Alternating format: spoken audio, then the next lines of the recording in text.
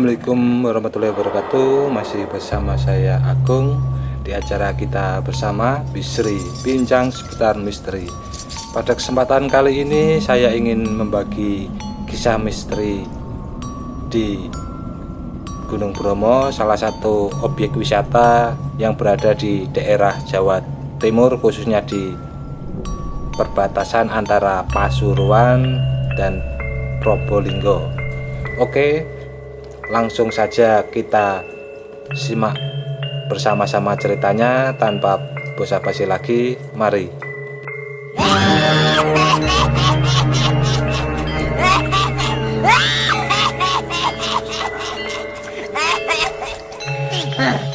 Desember 2009, saya dan 15 teman seangkatan semasa SMA berencana untuk berlibur ke Gunung Bromo. Kami yang memang sejak SMA sangat akrab ini seolah membentuk geng dengan anggota 16 orang ini, 9 cowok dan 7 cewek. Kami semua memang suka bercanda dan terkesan ceplas-ceplos kalau ngobrol dan bercanda. Yang paling parah si Saiful dan Heri yang suka sarkas. Saiful sebagai ketua geng dan memang yang paling tua di antara kami menyewa 2 mobil untuk 16 orang ini. Saya sendiri kebetulan 1 mobil bersamanya. Dan bisa ditebak selama perjalanan memang si Saiful ini paling cerewet dan bercanda-canda tanpa henti. Entah mungkin ini anak pakai baterai ekstra karena hingga sampai ke parkiran itu masuk Bromo, dia pun masih saja mengoceh nggak jelas.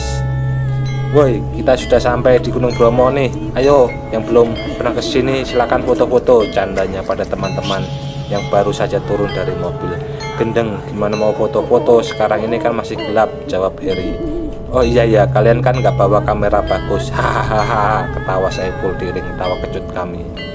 Saat tiba di pintu masuk Bromo tersebut, jam menunjukkan pukul 8 malam. Memang tidak memungkinkan untuk foto-foto di kondisi gelap karena pada saat itu teknologi kamera smartphone tidak secanggih sekarang. Kita makan dulu yuk, Ful. Lapar nih, kata Imelda pada Saiful. Ya dong, perjalanan kita ke puncak Bromo itu jauh, harus isi energi sebanyak mungkin, jawab Saiful sambil tertawa. Cari yang murah meriah ya, Ful, celorohku. Beres, saya tahu tempatnya, di sana kita bisa istirahat juga setelah makan, jawab Saiful sombong.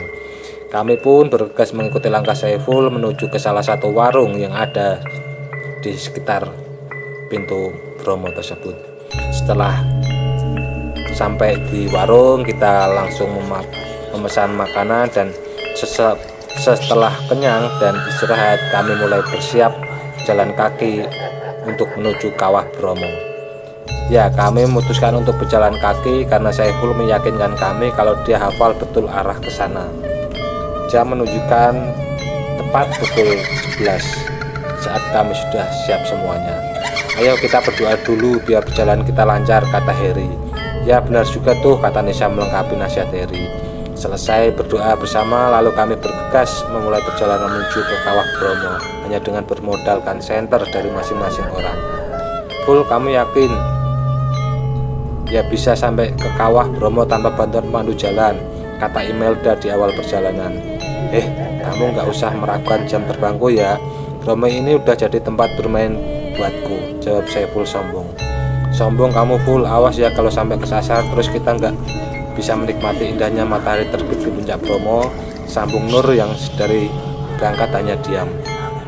Aduh, tenang sajalah, urusan kecil mah kalau cuma Bromo ini, lanjut Saiful dengan gestur tambah sombongnya. Sudah kita percayakan saja pada Saiful, kata Dirman menengahi.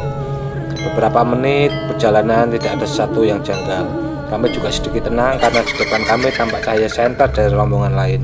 Dalam perjalanan, Saiful dan Heri yang paling ramai karena sambil bercanda, terkadang mereka sering mengatakan kata-kata kotor. Saiful, Heri, jago dong omongan kalian. Kita ini ada di alam bebas, jangan ngomong kotor gitu, saran Nur pada Saiful dan Heri. Duh lah, Bromo ini tempat bermainku, Nur, di sini mah bebas, jawab Saiful cuek. Ya udah, aku cuma mengingatkan loh, jawab Nur kembali. Meski sudah dinasihati, mereka berdua tetap saja bercanda dan mengeluarkan kata-kata kotor. Ditambah lagi Edi dan Jainal yang ikut-ikutan bercanda, tambah rame deh.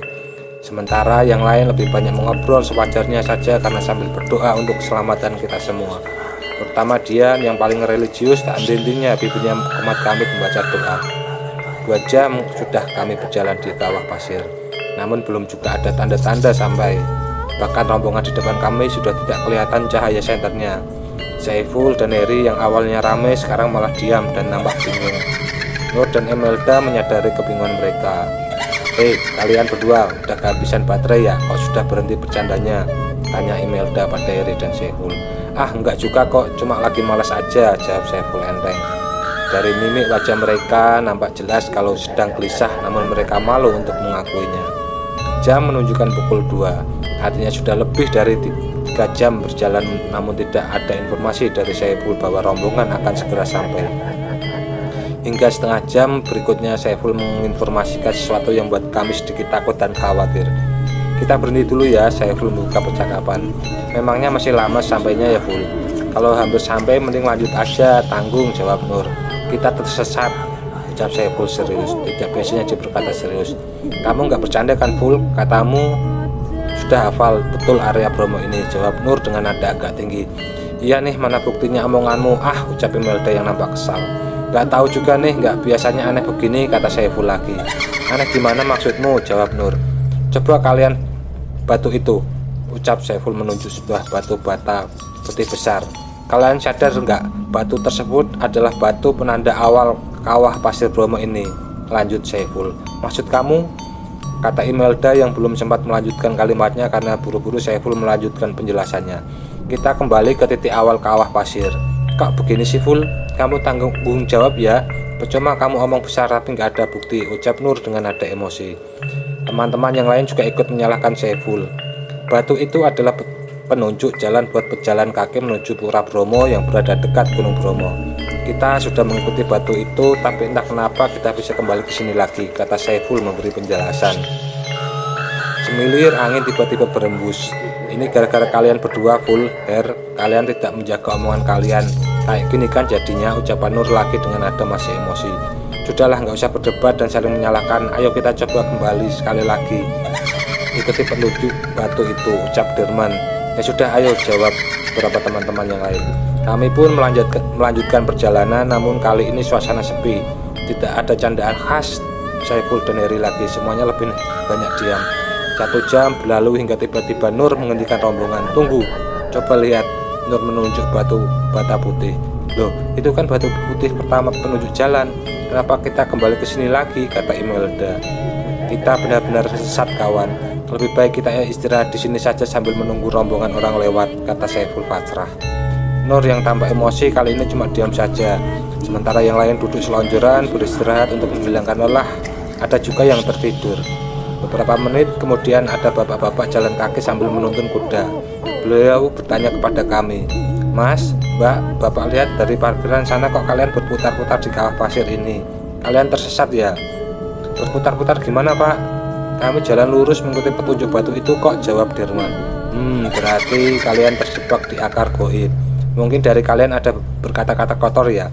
Seketika pandangan teman-teman mengarah ke arah Saiful dan Heri. Saat itu juga mereka berdua menundukkan wajah mereka. "Gini ya Mas, Mbak, dimanapun kalian berada, terutama di tempat terbuka seperti ini, jaga omongan kalian. Banyak makhluk lain yang berdampingan dengan kita, namun tidak nampak. Kita harus menghormati mereka," nasihat Bapak tadi. "Iya Pak, maaf teman kami khilaf," kata Dirman. Si Bapak melanjutkan nasihatnya.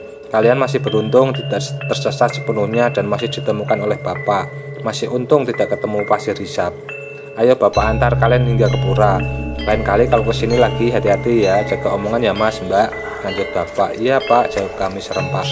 Akhirnya kami diantarkan si Bapak hingga sampai pura dan alhamdulillah masih bisa menikmati keindahan mentari terbit meski tidak bisa menikmati di puncak Gunung Bromo karena waktu sudah tidak memungkinkan untuk menaiki anak tangga menuju ke sana.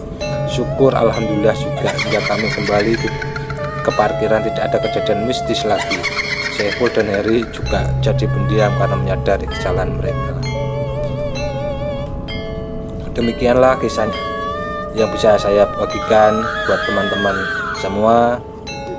Saat kita berada di alam luar, sebaiknya kita selalu menjaga ucapan dan etika kita karena kita selalu hidup berdampingan dengan makhluk yang lainnya.